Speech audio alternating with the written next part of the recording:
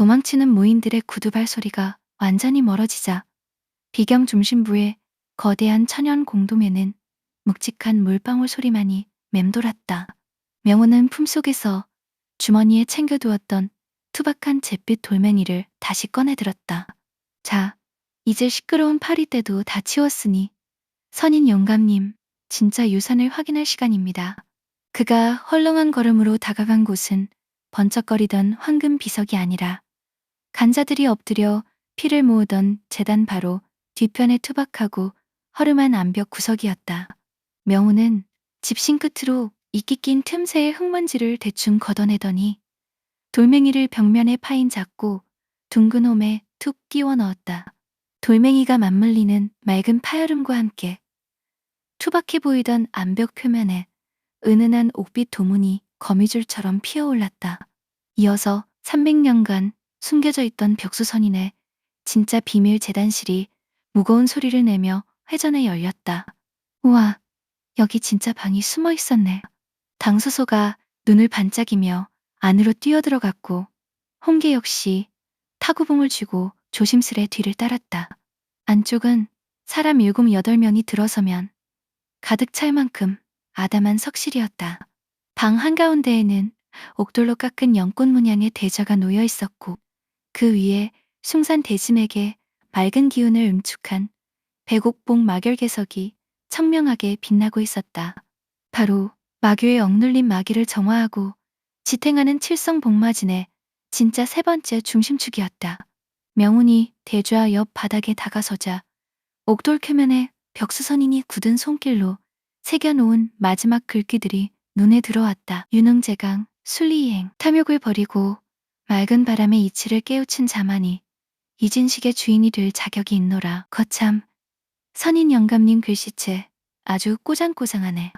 명운이 껄껄 웃으며 돌멩이에서 배어나온 맑은 도기를 대곡 결계석 속으로 불어넣었다. 그러자 흔들리던 재단의 불빛이 고요해지며 지하에서 요동치던 사악한 흙기의 떨림이 부드럽게 가라앉았다. 그 맑은 파동이 석실 전체로 퍼져나가는 순간 입구에 서 있던 남궁년이 가만히 눈을 감았다. 그녀의 오른손이 자연스럽게 허리춤에 천검 손잡이를 쥐었다. 검을 뽑지도 않았으나 그녀의 전신을 감싸고 도는 맑은 호흡과 대기 속의 순리가 완벽하게 동화되고 있었다. 조금 전 황금 비석 앞에서 뿜어냈던 시퍼렇고 압도적인 검강의 날빛은 이제 겉으로 전혀 뿜어져 나오지 않았다. 대신 그녀의 주위로 형체 없는 부드러운 바람이 맴돌기 시작했다.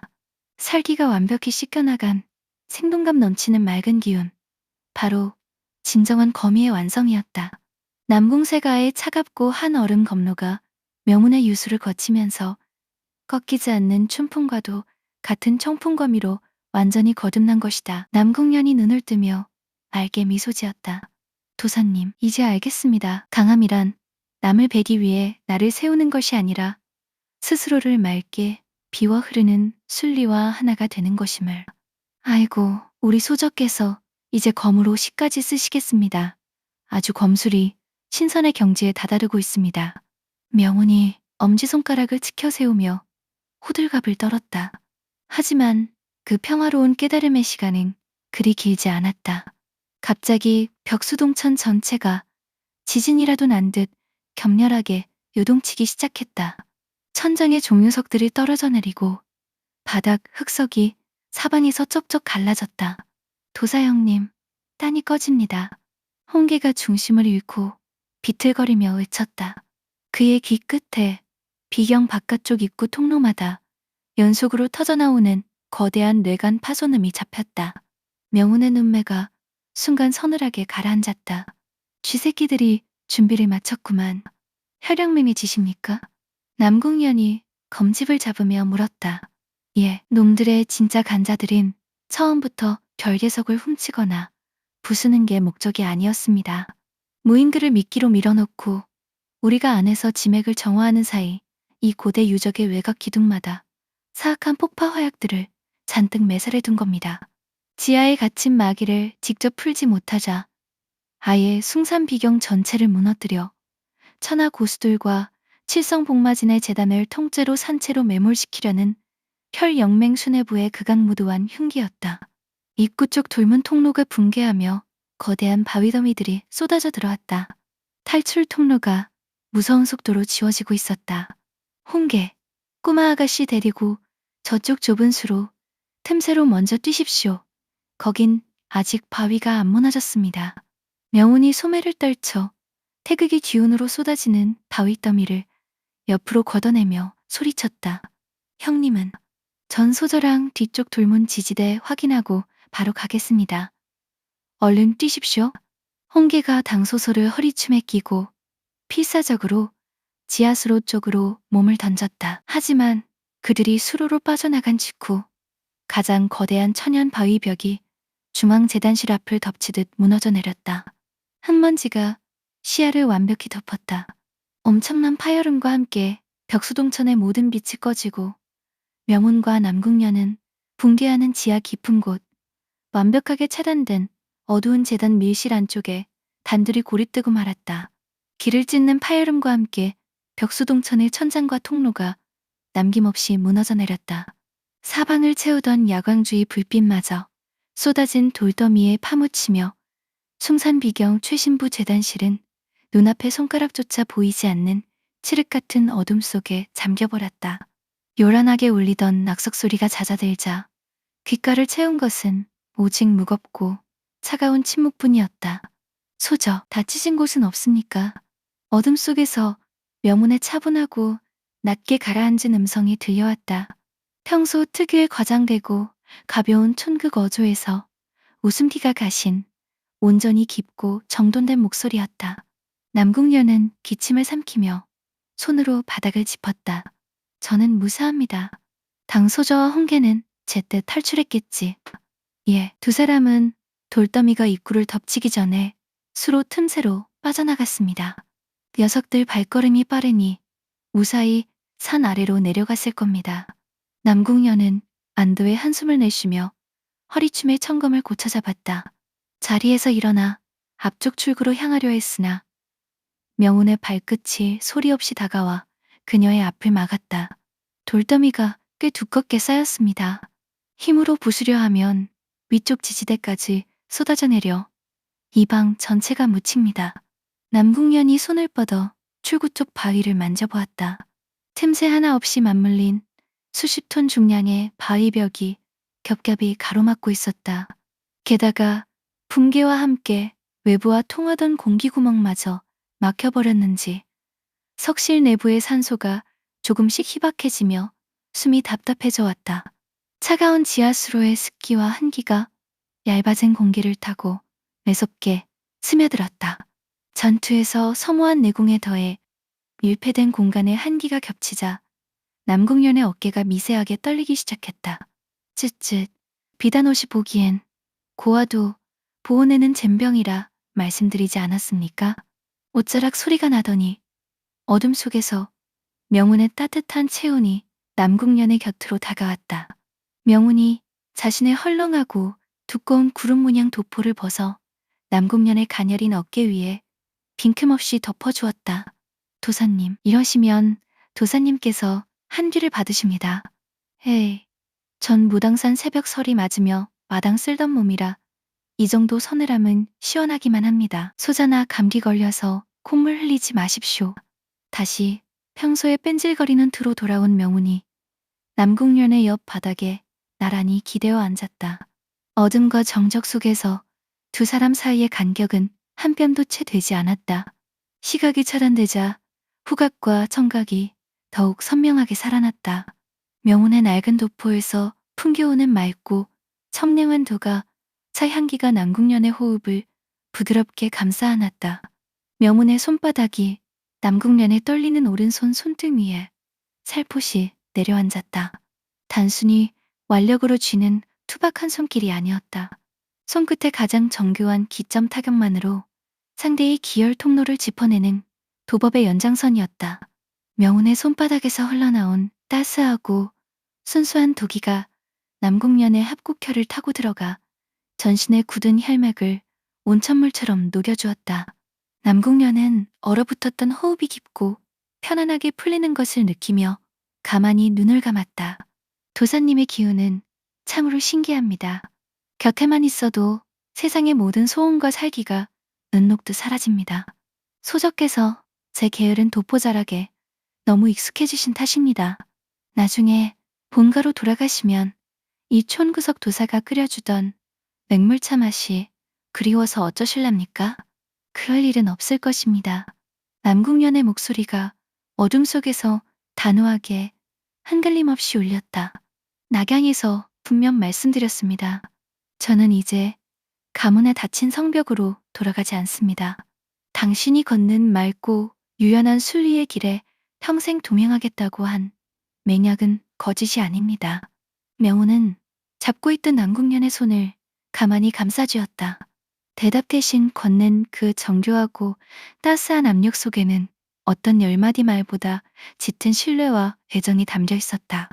희박해지는 산소 속에서 남궁년의 머리가 조금씩 무거워지며 그녀의 단아한 상체가 자연스럽게 명운의 단단한 어깨 쪽으로 기울어졌다. 명운은 피하거나 어색해하지 않고 자세를 바로잡아 그녀가 편안하게 기대어 쉴 수 있도록 자리를 내어주었다. 어두운 석실함, 서로의 맞닿은 어깨를 통해 두 사람의 심장 고동 소리가 하나의 호흡처럼 나란히 울려 퍼졌다. 도사님, 예, 듣고 있습니다. 이 어둠을 뚫고 나가면 다음에는 어느 곳으로 발걸음을 옮기실 생각입니까? 글쎄, 남쪽 강남 땅 함주에 가면 성우 물고기가 그렇게 달고 찰지다는데 가서 유람선이나 띄워놓고 낚시나 좀 해볼까 합니다. 호호, 좋은 생각입니다. 서우에는 예쁜 옥빙야 파는 상점도 많다 들었습니다. 아이고, 우리 소젖도 비싼 사치품 눈독 들리시네. 제 얇은 지갑이 아주 바싹 마르겠습니다. 가벼운 농담이 섞인 도란도란한 대화 소리가 차가운 동굴 바닥을 따스하게 데우고 있었다. 천하를 짓누르던 음모와 살벌한 붕괴마저도 서로를 온전히 믿고 기대어 앉은 두 사람의 고요하고 끈끈한 시간 앞에서는 무의미한 흙먼지에 불과했다. 밀폐된 재단실 내부의 공기가 한기에 다다르고 있었다. 출구가 완벽히 차단된 칠흑 같은 어둠 속에서 남궁년의 가슴이 가쁘게 오르내렸다. 명운이 덮어준 헐렁한 도포 덕분에 뼈끝을 파고들던 한기는 가라앉았으나 산소가 부족해지자 단전 속에서 순하게 돌던 청풍 거미마저 호흡을 잃고 흩어지기 시작했다. 남궁년의 막던 의식이 수면 아래로 가라앉듯 흐릿해졌다. 초절정의 곳이라 해도 숨을 쉴 수 없는 공간에서는 육신의 한계를 벗어날 수 없었다. 명호는 자신의 어깨에 기대어 온 눈꺼풀이 무거워지는 남궁년의 호흡을 감지했다. 소저, 정신이 깜빡거리십니까? 괜찮습니다. 도사님 곁이라 마음이 편안하여 잠시 졸음이 몰려온 모양입니다. 남궁년이 옅은 미소를 지으며 애써 또렷하게 답하려 했으나 문장의 끝이 기운 없이 흐려졌다. 이대로 가다가는 반호흡도 버티지 못하고 십이경맥이 질식한다. 더 이상 흙바닥에서 여유를 부릴 때가 아니로군. 명우는 남궁년의 가녀린 어깨를 부드럽게 감싸 재단 바위벽 쪽으로 편안하게 기대어 앉혔다. 잠시 턱 좀 개고 쉬고 계십시오. 이제 바깥바람 좀 쐬러 가야겠습니다. 자리에서 일어선 명운이 바위덩이로 막힌 출구 쪽을 향해 소리 없이 걸음을 옮겼다. 그의 집신씨는 발이 흙석 바닥을 딛는 순간 평소 실없이 웃고 떠들던 촌극 도사의 기색이 거짓말처럼 지워졌다. 깊고 그윽한 자연경의 적묵함이 어둠 속 석실을 가득 채웠다. 명운의 시선이 출구를 가로막은 30척 두께의 바위벽을 투시하듯 훑어내렸다. 일반 무인이라면 무거운 바위를 부수기 위해 칼을 휘두르거나 단전의 내관을 폭발시켜 바위 겉면을 타격했을 것이다. 하지만 그런 방식은 주변 지지대까지 흔들어 석실 전체를 붕괴시킬 뿐이었다. 모든 만물에는 결이 있고 아무리 무거운 돌덩이라도 힘이 쏠리는 중심축이 존재한다. 묘무는 억센 힘을 끌어올리지 않았다. 대신 단전 깊은 곳에서 정화된 맑은 태극 토기를 가느다란 한 가닥 선으로 가다듬어 오른손 중지손가락 끝 주먹, 마디 정확히 판점으로 모아냈다. 화경을 넘어선 권법의 극에 태극 순리권, 명운이 미끄러지는 듯한 보법으로 바위벽 앞으로 다가섰다. 그는 허공을 크게 가르지 않고 가볍게 쥔 주먹을 수평으로 뻗어 30척 돌더미 중 가장 정교한 아치형 화준이 맞물리는 이음새 지점을 살포시 언듯 찌르려 했다.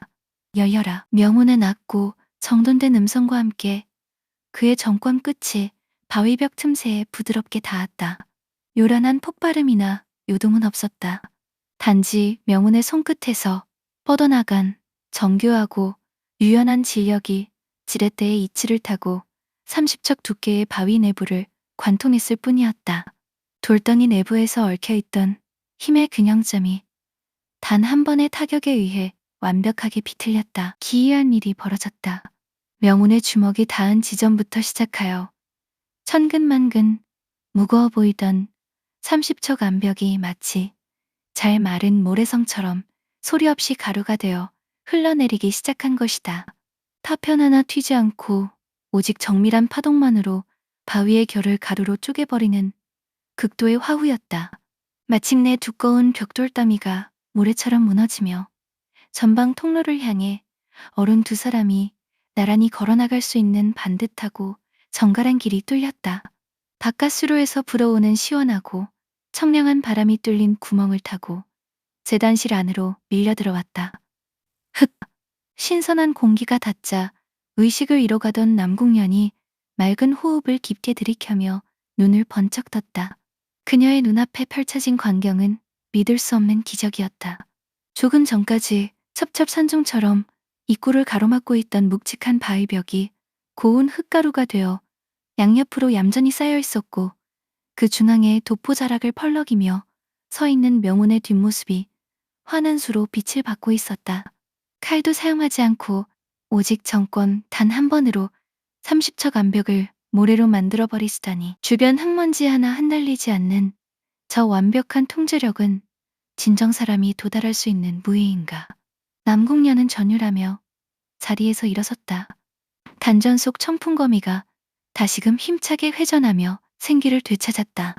명운이 소매에 묻은 모래먼지를 툭툭 털며 뒤를 돌아보았다.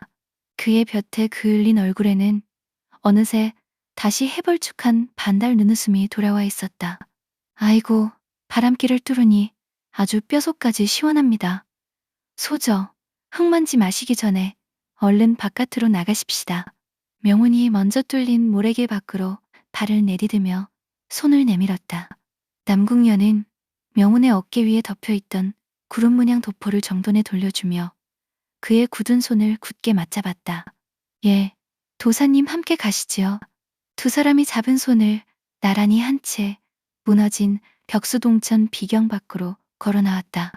어둠과 매몰의 사지 속에서 싹튼 두 사람의 맑고 끈끈한 동행이 이제 송산의 청명한 하늘을 향해 당당하게 이어지고 있었다. 벽수동천 비경 밖으로 연결된 좁은 수로 틈새를 빠져나오자 맑게 갠 숭산 중턱에 청명한 하늘이 눈앞에 펼쳐졌다. 언니, 도사오라버니. 동굴 입구 아래쪽 숲길에서 초조하게 서성대던 당소소가 두 사람의 모습을 확인하고 비명을 지르며 쏜살같이 달려왔다. 녀석은 남궁년의 허리를 덥석 안고 눈물을 찔끔거렸다. 엉멍, 바위가 다 무너져 내려서 둘이 안에서 큰일 난 줄 알았잖아. 흙먼지가 아주 하늘 끝까지 솟았다고. 그 뒤에서 타구봉을 짚고 절뚝거리며 다가온 개방 홍기 역시 깊은 한숨을 내쉬며 가슴을 쓸어내렸다. 아이고, 도사형님, 남궁소저. 참으로 10년 감수했습니다. 재단실 입구가 바위산으로 막혀서 제가 타구봉으로 아무리 쑤셔도 안 뚫리길래 관짝 짜야 하나 했습니다. 헤이, 거지 아우님이 그렇게 곡소리를 내니까 흙바닥에서 자다가 깼지 않습니까? 명운이 집신에 묻은 모래먼지를 툭툭 털며 너스레를 떨었다. 소저께서 비단어 소매로 땀 좀 닦아주시고 제가 손바닥으로 벽돌 몇 개 밀어내서 살방살방 걸어 나왔지. 우리 소저 칼질만 잘하시는 줄 알았더니 길 찾기도 아주 일품입니다. 명호는 30척 암벽을 정권 한 방으로 가루로 만들어버린 기적을 그저 운 좋게 바위 틈새를 밀어내 탈출한 것처럼 껄껄 웃으며 넘겨버렸다. 당소소와 홍계는 역시 도사 오라버니 우는 하늘이 돕는다니까. 라며 맞장구를 쳤지만 남궁녀는 조용히 미소 짓기만 할 뿐 그 어떤 설명도 덧붙이지 않았다. 그녀의 맑고 깊은 시선이 명운의 볕에 그을린 옆 얼굴에 가만히 머물렀다. 손바닥으로 벽돌 몇 개를 밀어내셨다니 30척이 넘는 만년 흑석 암벽을 흔적도 없이 흙가루로 흩어버린 무의는 화경을 넘어선 향경 혹은 전설 속 자연령의 신선이나 다름없거늘. 남궁녀는 단전 속에서 유연하게 흐르는 청풍 거미를 느끼며 마음속으로 다짐했다. 명운이 자신의 힘을 천하에 드러내지 않고 낡은 빗자루와 집신 뒤에 숨기는 데에는 분명 그만의 깊은 도의 이치가 있을 터였다. 자신이 해야 할 일은 경탄이나 추궁이 아니라 그가 스스로 짊어진 헐렁한 도포자락이 구겨지지 않도록 곁에서 조용히 비바람을 막아주는 동행이 되는 것이었다. 비밀은 묻지 않겠습니다, 도사님. 남궁년이 명운의 곁으로 걸어오며 아주 작고 맑은 목소리로 속삭였다. 명운은 그 소리를 들었음에도 별다른 대답 없이 그저 반달 눈웃음을 지으며 허리춤의 호리병을 흔들어 보일 뿐이었다. 네 사람이 산 비탈길을 내려와 숭산 정상 쪽을 올려다 보았다. 조금 전까지 비경 주위를 불길하게 감싸고 돌던 탁한 마교의 흑철 살기가 온데간데 없이 사라지고 주막 특유의 웅장하고 청정한 도기가 산맥 전체를 평화롭게 휘감고 있었다. 명운이 진짜 열세 결계석을 통해 칠성 복마진의 두 번째 핵심 축을 완벽하게 수호해낸 것이다. 홍계가 타구봉을 어깨에 메며 개방정보 문서를 펼쳤다. 형님, 쥐새끼들이 낙양에 이어 숭산 비경까지 말아먹었으니 이제 남은 건 남쪽 강남 대지맥 쪽입니다. 제 개방 아우들이 보낸 전서구에 따르면 강남 항주 서우 근처에 흑도 무인들과 혈연맹 간자들이 쥐약 먹은 것처럼 득실거린답니다. 항주 서우라. 명운이 멀리 남쪽 하늘을 바라보며 기지개를 켰다. 거기 가면 호수 위에서 뱃놀이도 하고 찰진 잉어찜도 먹을 수 있겠군. 산길만 탔더니 다리가 아리배겨서 물구경이 고플 참이었습니다. 호호, 강남은 사시사철 꽃이 피고 경치가 수려하여 유람하기에 가장 좋은 곳이지. 남궁년이 명운의 보조에 맞춰 가볍게 걸음을 내딛었다. 그녀의 옥색 비단 장포가 숭산의 산바람을 타고 유연하게 흩날렸다. 자, 그럼 잉어찜 먹으러 출발. 당소소가 신이 나서 앞장서고 홍기가 든든한 호위처럼 그 뒤를 따랐다. 낙양의 험난한 암투와 숭산 비경의 살벌한 메모를 넘어 서로의 등짝을 내어주며 혈육보다 깊은 뼈대로 뭉친 네 사람. 그들의 가볍고 경쾌한 유람의 발걸음은 이제 네 번째 봉인 거점이자 거대한 음모가 도사리고 있는 꽃과 물의 도시 강남 항주를 향해 부드럽게 이어지고 있었다. 하남을 떠나 남쪽으로 보름을 부지런히 걸은 끝에 일행의 눈앞으로 강남 최고의 명승지라 불리는 항주 서호의 맑은 물결이 반짝이며 펼쳐졌다. 중원에 투박하고 거친 흙먼지만 마시던 당소소가 호숫가 가로수길을 보며 깡충깡충 뛰었다. 우와, 강남은 진짜 예쁘다. 꽃향기가 사방에 가득해. 아이고, 산길만 걷다가 관도를 밟으니 제 집신도 아주 호강을 합니다. 명운이 허리춤에 낡은 호리병을 차고 걸으며 서우 가장자리의 화려한 상점가를 두리번거렸다. 남궁녀는 평소에 입던 무복을 벗고 부드러운 백색 강남 비단 장포를 걸친 채 명운의 반 발자국 뒤에서 조용히 보조를 맞추고 있었다. 상점 좌판을 구경하던 명운의 발길이 한 노점상 앞에 멈췄다. 푸른빛이 강도는 비취와 은백색 옥으로 깎아낸 화려한 장신구들이 진열된 곳이었다. 명운이 쪼그려 앉아 그중 끝이 연꽃 모양으로 다듬어진 백옥 비녀 하나를 집어들었다. 상인 영감님, 이건 얼마입니까? 아이고, 손님. 눈썰미가 참으로 대단하십니다. 그건 서역에서 들여온 만년 백옥을 깎아 만든 명품 비녀이지. 뒤에 계신 부인께 꽂아드리면 아주 하늘에서 내려온 선녀가 따로 없을 겁니다. 은하단 세냥에 모시겠습니다. 상인의 넉살 좋은 아부와 부인이라는 호칭에 남궁년의 하얀 뺨에 옅은 붉은 빛이 감돌았다. 그녀가 헛기침을 하며 한 걸음 물러섰다. 상인 노인장께서 사람을 잘못 보셨습니다. 우리는 그저 동행하는 사이다. 여기 은화 생양 놓습니다. 남궁년의 말이 끝나기도 전에 명운이 전대에서 은화 생양을 첫 꺼내 상인의 손에 쥐어주었다. 그러고는 헐렁하게 일어서서 남궁년의 앞쪽으로 한 걸음 다가갔다. 생각지 못한 거리감에 남궁년의 숨이 멈췄다. 명운 특유의 맑은 찻잎 향기가 호수 바람을 타고 훅 풍겨왔다. 도사님, 이런 귀한 사치품은 제게 어울리지 않습니다. 소적께서 숭산에서 흙먼지 뒤집어 쓰고 제 헐렁한 옷 덮고 주무신 수고비입니다. 빳빳한 무인처럼 머리를 동여매는 것보다 강남 바람에는 이게 훨씬 잘 어울립니다. 명운의 정교한 손길이 남궁년의 흑당 같은 머리칼 사이로 매끄럽게 스며들었다. 삽시간에 백옥 비녀가 그녀의 머리 윗부분에 반듯하게 자리 잡았다. 호수의 맑은 햇살을 받은 옥 비녀와 남궁년의 단아한 얼굴이 어우러지자 그야말로 한 폭의 미인도에서 걸어 나온 듯한 광경이 연출되었다. 머리칼을 스치는 손길이 이토록 정밀하고 부드러울 수 있는가. 바위를 모래로 만드는 손으로 비녀를 꽂아주시니 내 단전의 호흡이 다 흔들리는구나. 남궁년이 고개를 숙이며 비녀를 매만졌다. 살겠다. 감사히 간직하겠습니다. 허호, 언니 진짜 예쁘다. 도사오라버니 안목 좀 있는데? 당소소가 박수를 치고 홍계가 헤헤 웃으며 분위기를 돋울 바로 그 시각이었다. 평화롭던 서호 거리 끝자락에서 급박한 말 발굽소리와 함께 한때의 무인들이 검을 뽑아들고 거리를 가로질러 달려왔다. 가슴팍에 금빛 수호 문양을 새긴 항주 제1정파 금강검문의 무인들이었다. 길을 비켜라, 비켜라. 거리의 상인들이 비명을 지르며 좌판을 쥐고 피하는 혼란 속에서 금강검문의 호위 대장으로 보이는 사내가 다급하게 소리쳤다. 문주께서 당하셨다. 어서 강남 의원들을 전부 본문으로 불러 모아라. 지나가는 무인들의 대사를 들은 홍계의 눈빛이 단숨에 변했다. 녀석이 타구봉을 굳게 쥐며 명운의 곁으로 다가왔다. 형님, 기색이 영 심상치 않습니다.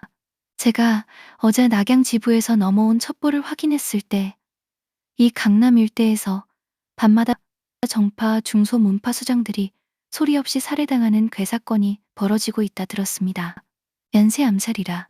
명운이 턱을 긁적였다. 그의 헐렁한 표정에서 미소는 남아있었으나 눈빛은 이미 금강검문 무인들이 달려온 저택 방향을 날카롭게 가늠하고 있었다. 사파가 정파 문주를 잡으려면 터들썩하게 패싸움을 벌이는 게 보통이지. 소리 없이 목을 딴다는 건 아주 훈련된 살수들의 짓입니다. 남궁년이 비녀를 꽂은 머리를 바로 세우며 청검 검자루에 손을 얹었다. 도사님, 네 번째 봉인 거점이 이 항주 지하에 있습니다. 무린 수장들의 암살과 마교의 움직임이 무관할 리 없습니다. 확인해 보아야 하지 않겠습니까? 아이고, 우리 소저 또 칼 쥐고 참견할 준비하시네. 강남 잉어찜은 아무래도 피비린내 나는 시신 구경부터 하고 먹어야 할 팔자인가 봅니다. 명운이 껄껄 웃으며 앞장섰다. 금강공문의 전문 쪽으로 발걸음을 옮기는 네 사람의 등 뒤로 서호 호수 수면 위에 묘하고 서늘한 안개가 소리 없이 내려앉기 시작했다. 항주 제일 검문으로 꼽히는 금강검문의 안뜰은 하얀 상복을 입은 문도들의 통곡 소리로 가득했다. 문을 열고 들어서자마자 짙은 피비린내가 코끝을 찔렀다. 본관 대청마루 한가운데에는 굳은 돗자리에 덮인 금강검문 문주, 철검객 팽도연의 시신이 안치되어 있었다. 누구냐? 외부인은 본문에 발을 들일 수 없다. 시신 앞을 지키고 있던 금강검문의 수제자가 혈안이 되어 검을 뽑아들었다. 그때 남궁년이 차분한 발걸음으로 나아가 품에서 은빛 문양의 허리패를 꺼내 보였다. 하남 남궁세가의 소가주 남궁년입니다. 항주를 유람하던 중 팽문주님의 비보를 듣고 참담한 마음에 조문을 왔습니다. 천하제일검 가문 소가주의 심표를 확인한 수제자는 검을 거두고 통곡을 터뜨렸다. 남궁소저, 우리 사부님께서 억울하게 돌아가셨습니다. 어젯밤 홀로 서호 정자를 거니시다가 어둠 속에서 난입한 비겁한 놈들의 칼날에 돌아가시고 말았습니다. 어떤 놈들의 소행인지 단서는 찾았습니까? 남궁년의 질문에 수제자가 이를 갈며 돗자리를 걷어냈다. 시신의 남은 상처를 보십시오. 정확히 가슴을 꿰뚫고 지나간 간결하고 쾌속한 검은, 이건 명백히 정파의 정통 쾌검 무공입니다. 평소 사부님과 항주 상권을 두고 대립하던 정파놈들이 몰래 암수를 쓴 것이 틀림없습니다. 수제자의 말대로 팽도연의 흉부에는 단 한 번의 찌름으로 신맥을 끊어낸 깔끔한 상이 새겨져 있었다. 사파 특유의 거칠고 톱날 같은 찢김이나 독을 사용한 변색도 없는 그야말로 정파 고수의 반듯한 무의였다. 주변에 모인 금강검문 장로들 역시 당장 정파 본관으로 쳐들어가 사부님의 복수를 하자 라며 목소리를 높이고 있었다. 그 격앙된 분위기 속에서 헐렁한 구름 문양 도포를 입은 명운이 뒷머리를 극적이며 시신 앞쪽으로 어기적 걸어왔다. 아이고, 참으로 상처 하나 깔끔하게 내놨네. 검술 공부를 아주 교과서로 하신 분의 솜씨입니다. 어디서 굴러먹던 도사놈이 사부님의 시신 앞에서 불경을 저지르느냐. 수제자가 호통을 쳤지만 명호는 개의치 않고 쪼그려 앉아 팽도연의 굳은 뼈마디를 유심히 내려다보았다. 화경을 넘어선 그의 맑고 감각적인 눈빛이 겉으로 드러난 피부를 넘어 시신 내부의 기혈과 맥락을 정밀하게 스캔하기 시작했다. 남궁년이 수제자를 가로막으며 조용히 고개를 저었다. 그녀 역시 명운의 시선을 따라 팽도연의 흉관 상처를 주시했다. 도사님, 무엇이 보입니까? 소저, 겉보기에 멀쩡하다고 속까지 깨끗한 건 아닙니다. 명운이 집신 씨는 발끝으로 돗자리 턱을 가볍게 툭 쳤다. 살수가 정파의 쾌검으로 찌른 건 맞습니다. 하지만 잘 보십시오. 칼이 들어간 흉부 주변의 상처 끄트머리를 보면 굳은 피의 색깔이 붉은색이 아니라 아주 옅은 푸른빛을 띠고 있지 않습니까?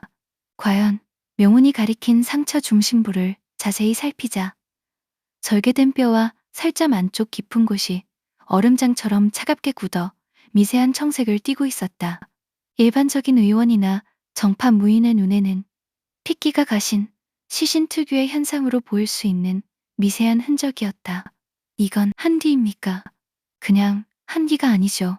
상처 내부에 숨겨서 밀어넣은 마교비 전에 극한독, 설백 빅마독입니다.